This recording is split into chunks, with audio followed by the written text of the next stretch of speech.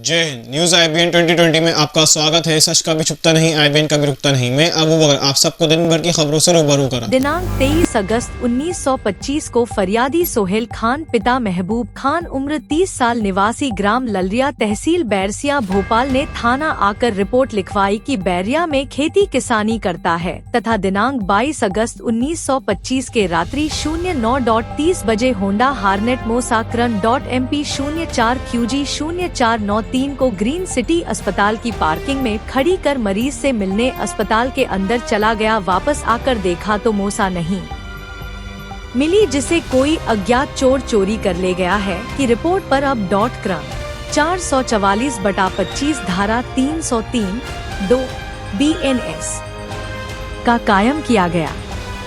घटना की सूचना तत्समय वरिष्ठ अधिकारियों को दी गई। वरिष्ठ अधिकारियों द्वारा शहर में बढ़ती चोरी लूट की घटनाओं को देखते हुए आरोपियों की धरपकड़ कर बरामदी करने संबंधी आवश्यक दिशा निर्देश जारी किए गए हैं। उक्त दिशा निर्देश के पालन में पुलिस उपायुक्त श्री रियाज इकबाल जोन 03 एवं अतिरिक्त पुलिस उपायुक्त श्रीमती शालिनी दीक्षित जोन 03 एवं सहायक पुलिस आयुक्त हनुमानगंज संभाग श्री राकेश सिंह बघेल के मार्गदर्शन में थाना प्रभारी निरीक्षक महेंद्र सिंह ठाकुर थाना गौतमनगर द्वारा थाना स्तर पर टीम गठित की गई।